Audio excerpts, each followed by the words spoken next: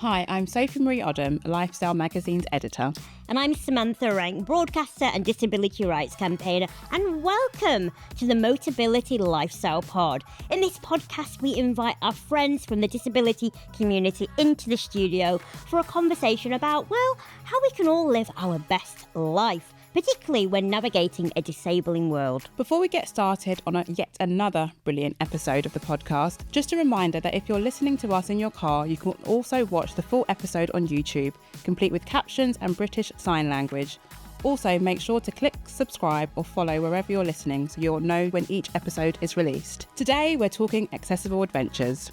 From a first-of-its-kind accessible playground to flying a plane. Plus, Motability Foundation's Director of Charitable Operations, Lisa Jones, joins us in the studio to discuss how the Foundation's new grant programmes are enabling more accessible travel and closing the transport accessibility gap. Who would be stupid enough to let me fly a plane? That's all I'm going to say on that matter. How have you been, Sam? I've been very, very well. How are you? I'm good, thank you. I'm good. I've got some really exciting reasons to be cheerful today. Hurrah! This is my positive motivation of the week. So come on, hit me with them.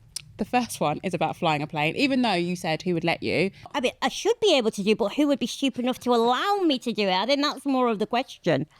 Well, there are experiences available based at Lydd Airport in Kent. It's a collaboration between Lydd Airport and disability flying charity Airability.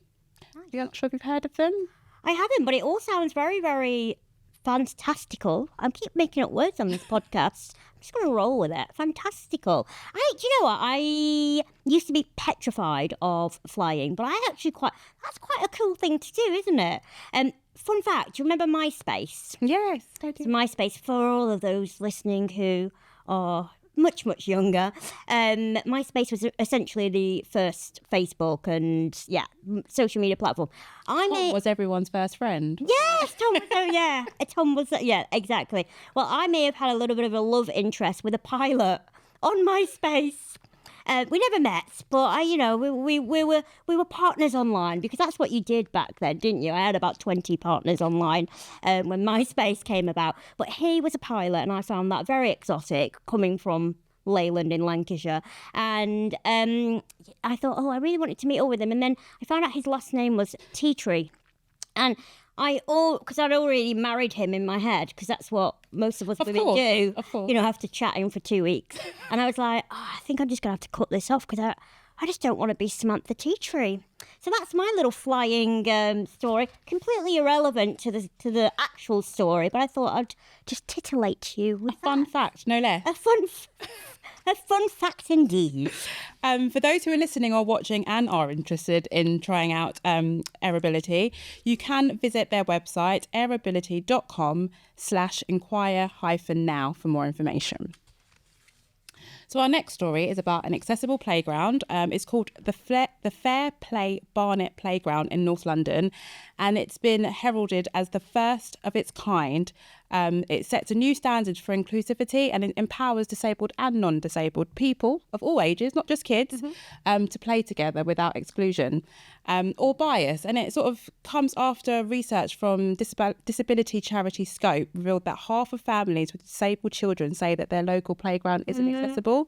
The idea came from Deborah Gundle and Natalie Esfandi, who led the campaign to create the inclusive playground in collaboration with the local council, Barnet Council. They raised funding and received donations to create the park, which cost £500,000.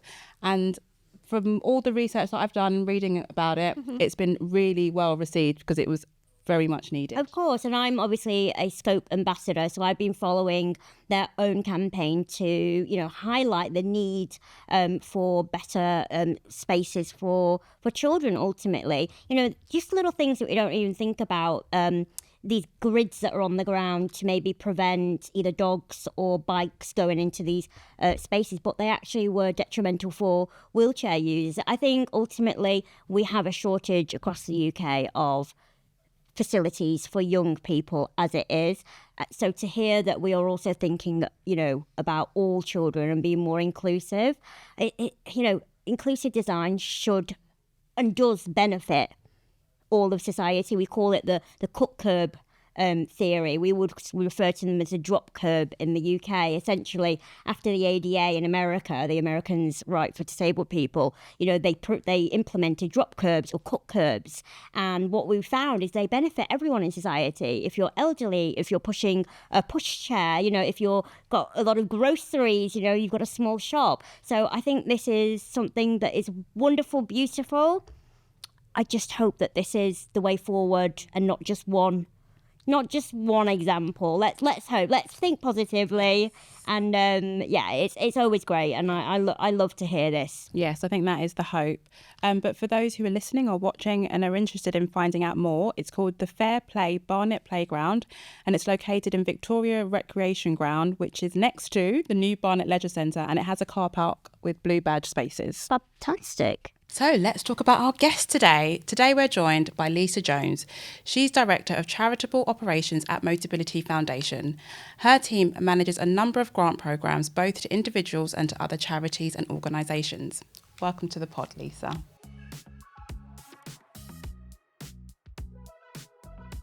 Hi, Lisa. Hello. How are you? I'm good, thank you. Should we get stuck in then? Lisa, the Motability Foundation's grant making has grown a lot in the last few years. Is that correct? With a number of new grant programmes that have come to fruition, which cover a lot more ways in which disabled people can access them. So would you mind telling us a little bit more about the grant making at Motability Foundation and how that has over the years evolved? Yeah, we've been busy, I guess, is the short answer. So I think for the Motability Foundation, grant making is really central to what we do. It's a really big way in which we can achieve our mission of our vision of making sure that disabled people are able to make the journeys that they choose.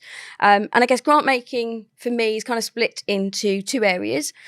Firstly, we award grants to individuals, so individual disabled people, and we focus quite heavily there on the Motability scheme and supporting people joining the scheme because we know the difference it can make.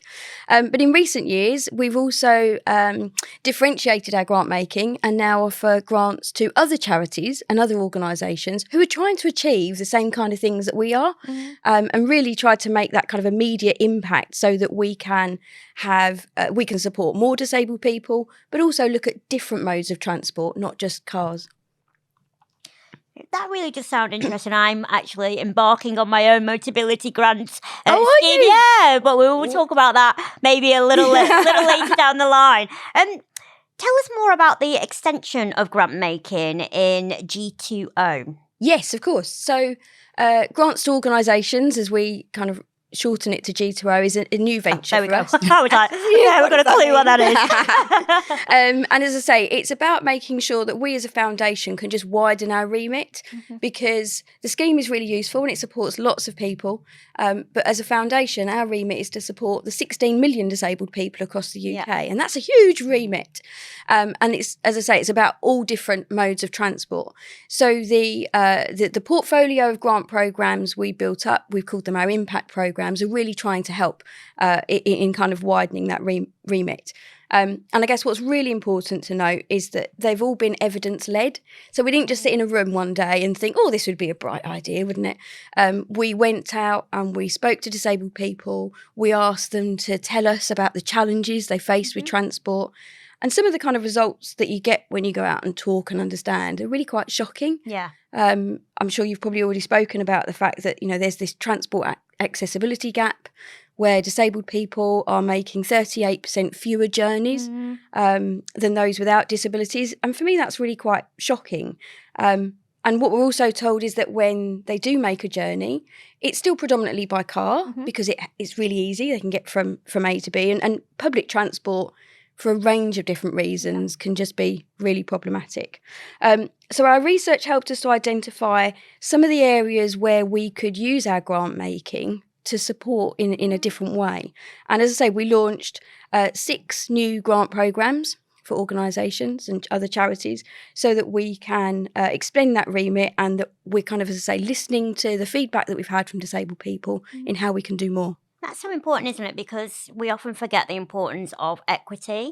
In policy setting, we always strive for the equality because that is the utopian benchmark, isn't it? Yeah. But disabled people, we're not a monolith. So our needs and our experiences when we access our community looks and feels very, very different. So that's what I really like about this. You really honed in on the fact that, we have to recognise the importance of equity when we're supporting the disabled community. And I think, certainly one of the kind of pieces of feedback I heard loud and clear was this idea that actually making a journey is a bit like a house of cards. Yes. And actually, it's only if one thing goes wrong, that escalator's broken, if the signage isn't correct, if you come across someone who's just really grumpy and unhelpful, then the whole house of cards collapses. So the programs that we've developed that kind of focus in these areas, we hope are going to support disabled people in that transport challenge and close that accessibility gap. I'm really lucky I get to go out and see some of these places, which for me is just brilliant. So one of the programs that we've launched is around community transport, because again, the research showed us that actually, as you say, kind of being able to travel around in my community is really important. And community transport, therefore, can be a lifeline for a lot of people. And we funded some really big projects across the UK. I went over to Northern Ireland, actually, to visit one of them. And so I'm not the kind of person to put in a meeting room all the time. So instead, I went out on the community transport bus for the day, which was fantastic. What they didn't warn me was that Northern Ireland is incredibly hilly. So I quite quickly got travel sickness in the back of this bus. But I met some fantastic people who, were really honest when they were saying that if it wasn't for that community transport service, they really wouldn't be leaving the house. And one chap I met whilst I was visiting an organisation actually down in Croydon was a guy called Ian. And actually what struck me with Ian wasn't him, it was actually his wife, Sheila. Brilliant lady, loved her. Ian had a couple of heart attacks, and as a result of some of the medication, it impacted his sight. He was a really active guy, reminded very much of my dad. And he therefore had been in the car one day, was driving along, and then realised that he literally couldn't see what was going on around him. It was that quick, that terrifying, and that quick. This wasn't something that had built up over time. He pulled over, called a friend came to get him, and that was the last time he ever drove, because his eyesight had been impaired, and that meant he couldn't drive. And as I say, what struck me more was meeting his wife, Sheila. And she was really honest. I said, this is not the life she expected, because she's now Ian's carer and she herself doesn't drive. So he was the man of the house and doing all the driving, and now she's kind of got that responsibility. And because of one of the organisations that we'd funded, it meant in their local area, they had a community transport organisation which was supporting Ian and other people with disabilities. And it meant that he was going out on this service 2 or 3 times a week. And as Sheila put it just means he's under my feet. Get him out. Get out of the house. Exactly. And I think for me, that just really reiterates the fact that, yes, we are here to support disabled people, but the impact is far wider. And it's a much more holistic approach, I guess. You understand the nuances of people's lives, day to day. And although, having an adaptive vehicle is magical, but it is still a privilege. For a lot of people, even if you have a wonderful WAV vehicle, you can't control external barriers. No. We recently talked about the fact that, people parking too close, so you can't get your wheelchair in and out. You can't control these factors. So it's wonderful what you're doing. I'm actually quite excited about projects like this. You can see I'm getting already my clogs in my brain are turning. Well, so one of the other programs we've set up is a research program, actually, which again is really important, because if you can provide good quality evidence, then you can make a difference. And one of the ones I've really liked recently is, now I'm going to get all the terminology wrong, but when you can go out sometimes and there can be barriers on the pavements, there can be barriers to stop cars going down or scooters getting into footpaths, etc. That's all been put there probably for really good reason. Yeah. But they haven't thought about the impact on the disabled person. Bike lanes. I know that the barriers that came, unfortunately, due to, the rise in terrorist attacks on major cities. And like you said, they're there for good reasons. Yeah. But a lot of the time, disabled people aren't brought to the table when we are planning these new spaces. And I think that's where the missing link can sometimes be. So, going out into the community, speaking to, the people who are accessing the community and just following them day to day, that's the only way that you're actually going to make positive change. And I think for us, if we can fund some research into those kind of challenges, then we're helping another charity or another organisation to really kind of have a robust argument for the work that they're doing. And if we can support that in the background, that means it has then a direct impact onto a group of disabled people, then I think we've kind of done a good thing. Love it. Can I just tell you about another organisation? Yeah. I did warn you I could talk a lot, didn't I? Yeah. I met my match with you. Oh my God, yeah. So I also went recently down to Cardiff, and I was always a bit sceptical about this one. So last year, in memory of a friend of mine who passed away, I did the London to Brighton bike ride. Oh my God, that was hard work. Anyway, so I was really keen to go on this particular visit because it was an adapted cycling organisation that we had grant funded. And I was really intrigued to see how this was going to work. And again, for me, I'm not going to sit in a meeting room doing that stuff. I was out on the bike ride and I had this amazing 3-wheel trike that they kind of gave me. But you're sitting in it, so there's no handlebars. You're steering from kind of, a lower position. Your arms are in a lower position by the wheels. So it was a fascinating experience, firstly. And actually, I met another lady there called Jackie. Jackie was a bit like me. She's a bit of a rule breaker. And I think it was about 18 years ago, Jackie told me that she'd got diagnosed with MS. She was out on a dog walk and she noticed that she had started to find her leg had become really heavy and then actually started having to drag her leg. And she said to me really clearly, she sat down by this tree and the dog sat next to her and she just cried because she didn't know what had happened. Gosh. Anyway, she got diagnosed with MS, which she's a similar age to me, and that had really impacted her life. And she had then found this adapted cycling organisation that we had grant funded. And she'd started off by going out on a Friday morning on the ladies only ride. And I said to her, why ladies only? She's like, I'm of a certain age. I don't want to be seen in my lycra. I mean, we all feel a bit like that sometimes, don't we? Let's be honest. And she'd started off on this Friday morning ride. And she'd said that, she'd made so many more connections. She'd met new people. It had really actually helped her with her MS because she was now doing some exercise. And she'd enjoyed it so much that she had then gone out and bought her own adapted cycle. So she's now learned a different way of getting around, which is helping her in many ways. And I said that she was a bit of a rule breaker. And there was this hill, and she said, if we go down this hill, you have to promise me to take your hand off the brakes. Now, exactly. I'm terrified thinking about it. Exactly. Well, so I'm cycling on this adapted cycle that I've never been in before. I'm really nervous. I'm really low to the ground as well. It's a bit like a go-kart in some ways. And we get to this hill. She's like, go faster, go faster. Then we get to this hill and she makes me take my hands off the brakes and keep up with her. So we're going down this hill, no brakes, thinking, what's going to happen? And it was lovely. I mean, I know that I had a massive smile on my face. And we got to the bottom. And I was like, oh my God, that was amazing. Thank you for making me do that. And she was like, but doesn't it just make you feel alive? And that for her it just stayed with me, that idea that actually she just felt alive. And the adapted cycle meant that she'd lost some of her core strength, so that was all supported. She uses a walking aid, otherwise, so the kind of 3-wheeler trike that she was using actually meant that she had stability, she felt safe. And she was able to go on bike rides. And it's just like, I was, the small things when you kind of think, I'm so pleased we did that. And it fosters community, confidence and community. We speak a lot about tribe, finding your tribe.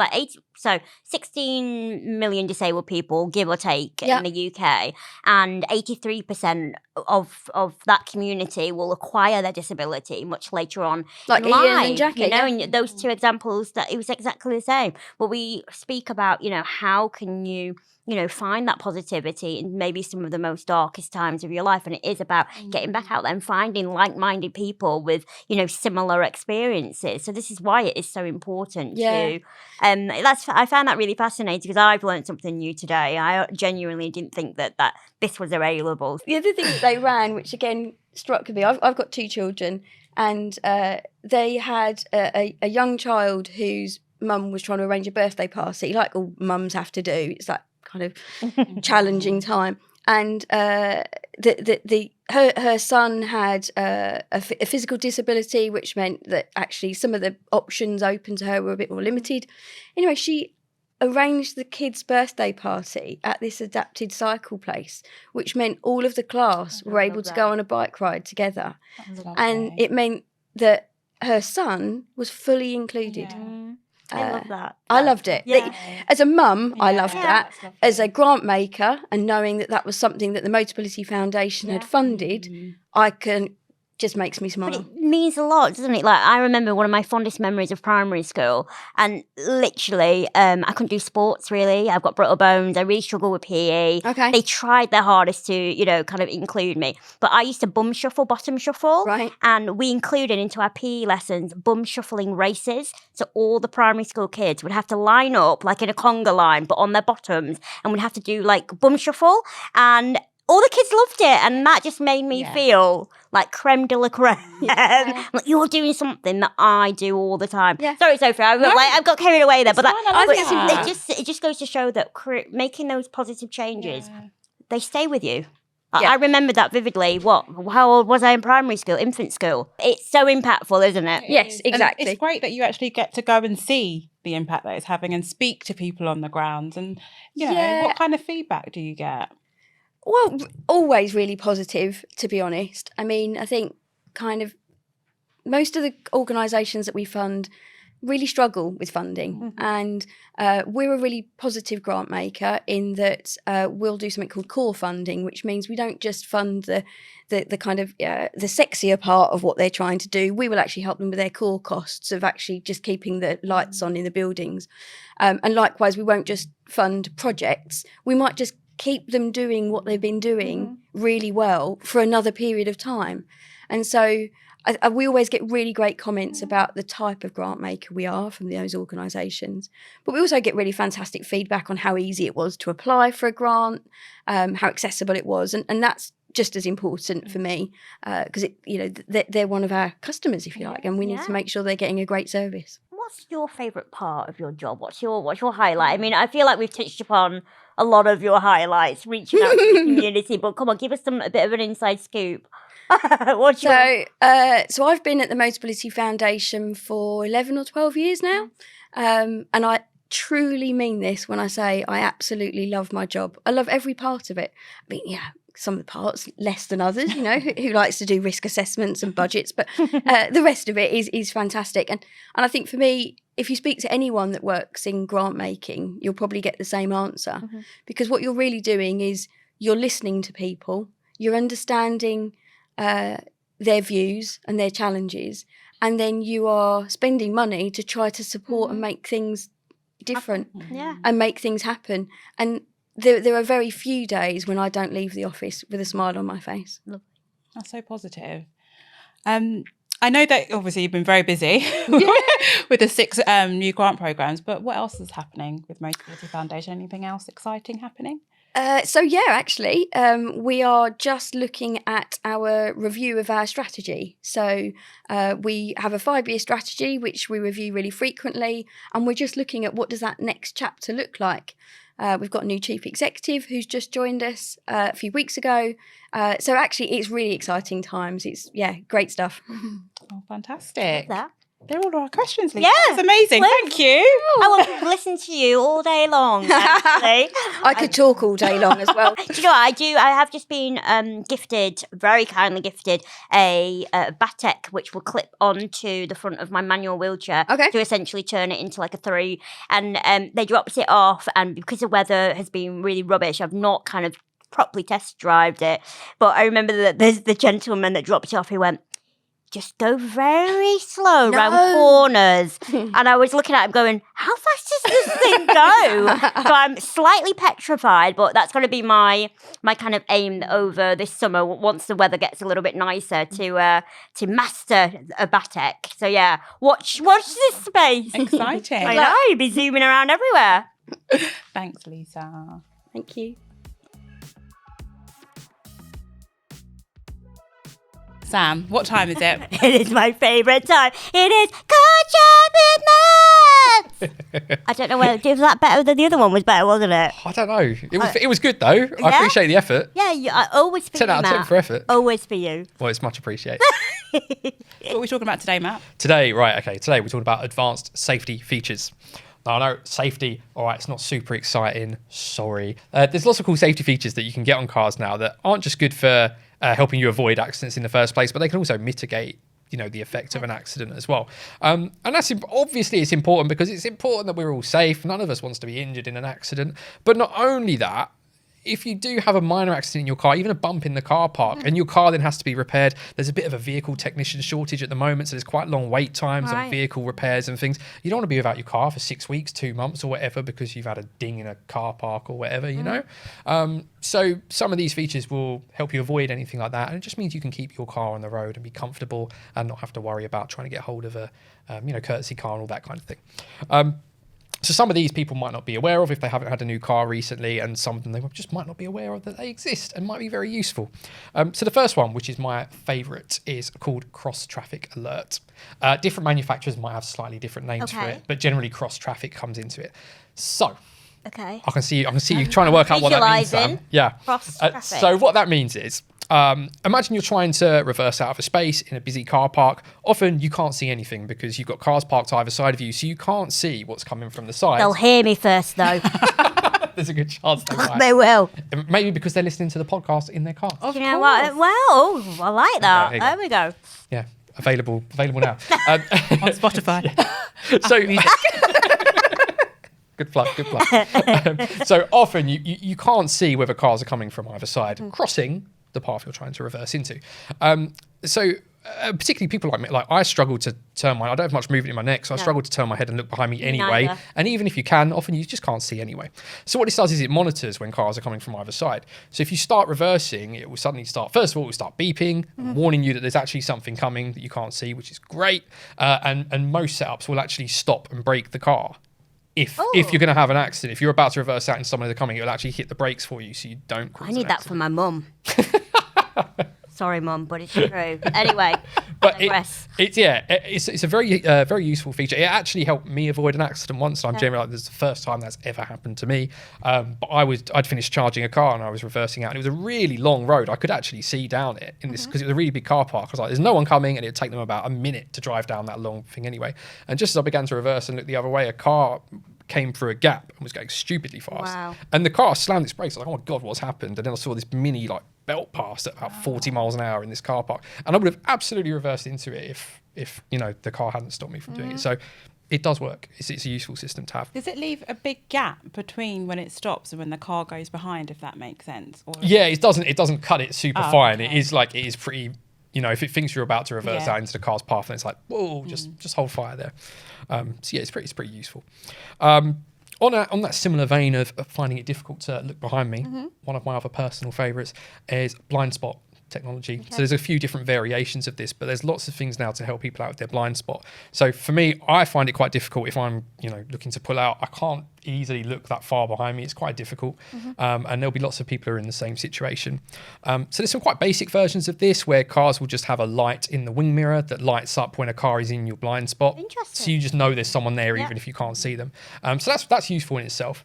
There's slightly more advanced versions where it will actively stop you from, if it knows someone's in your blind spot and you still go to indicate and turn into them, it will actively stop you from doing that. It will just go, whoa, and just sort of steer the car back so that you don't cause an accident. But there's some other slightly more creative solutions that are popping up. There's one with Kia where they have, when you indicate, it actually shows a video feed of your blind spot on the dashboard. Right. So you can actually sort of indicate and just look down and see exactly what's in your blind spot without actually having to look behind you at all. I think one of the other ones that's also quite helpful, depending on where you live, some places you can park off street and there's loads of space and it's fine. But there are a lot of places now where you park and you're essentially parked on the road.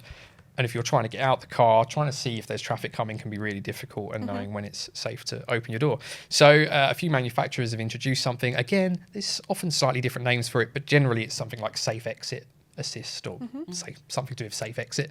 And basically, it just warns you if there's anything coming and tells you when it's safe to open your door, when you want to get out of the car, just to stop you opening it into a cyclist or an oncoming car or anything like that. So that's particularly helpful, again, if you've got issues with mobility and trying to sort of see what's coming behind you. So that's just a nice simple one that avoids a silly accident.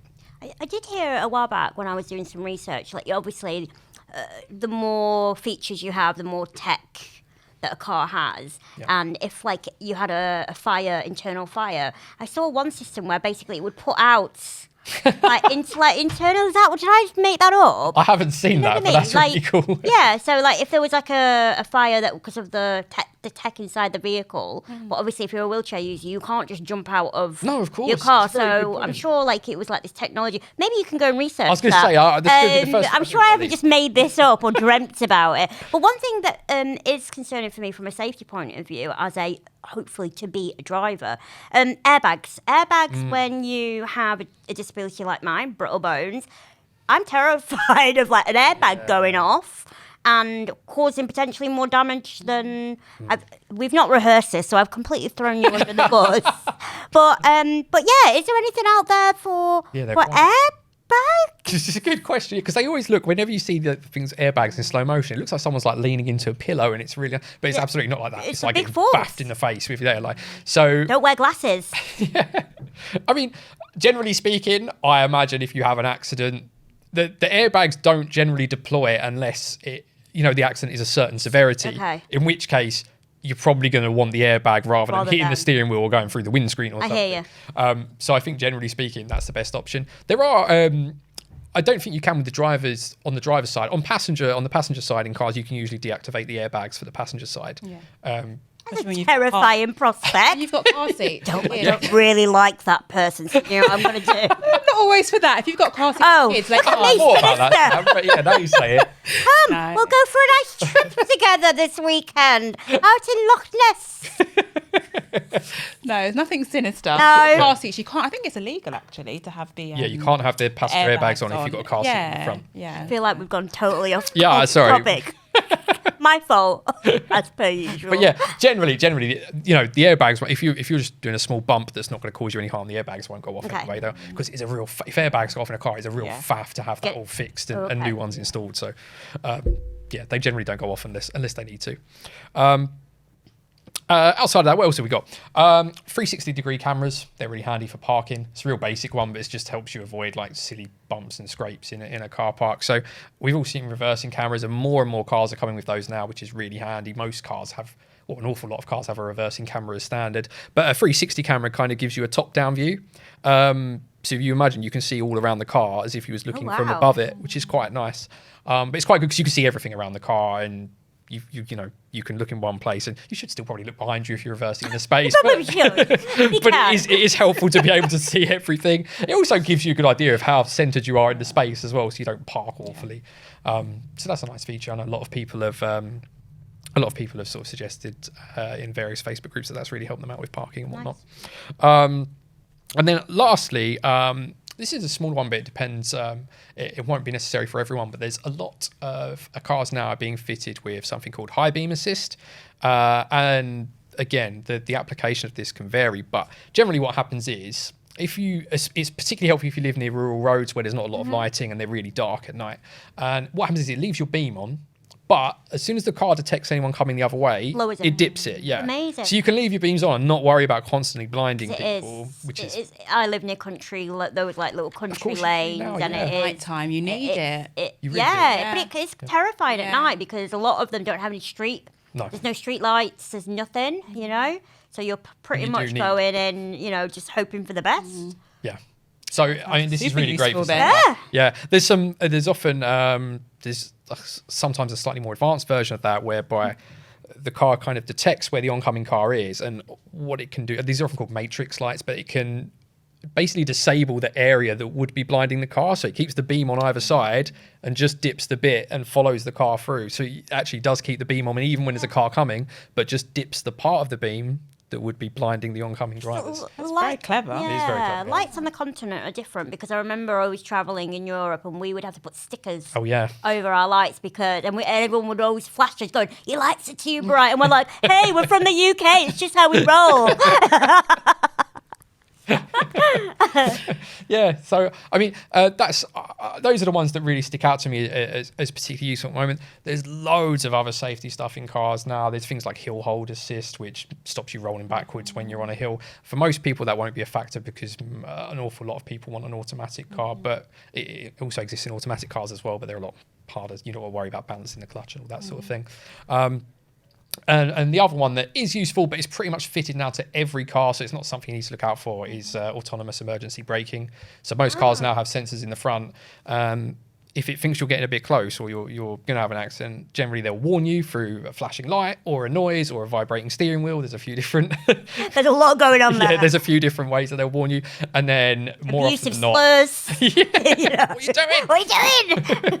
And then if you don't take any action, then it will slam on the brakes. Stop. Yeah. Yeah. Which is, it's a really obvious one. It's useful. But even if it doesn't stop you from actually hitting the car, it will at least reduce the severity of the accident, which is useful. But yeah, that's pretty much fitted to every car as standard now anyway. I can't imagine there's the Euro NCAP safety test, which is cars get graded out of 5 stars on how safe they are. The Euro NCAP has started really heavily penalising cars that don't have that as standard, and you effectively get like a 1-star rating or something silly like that. So And you include that in all your reviews. And yes, stuff, don't yeah. you? So it's So, worth noting. Yes. Yeah, so that's so there's some ones that I think are worth looking out for, just if you think that might help you out in terms of your driving and just help you stay a bit safer on the road and avoid having your car damaged. And Thank you, as always, Matt. you are welcome. A joy you are to be here with us. It's a joy to be here with you. Thanks, Matt. Oh, thank you. And that's it for this episode of the Motability Lifestyle Pod.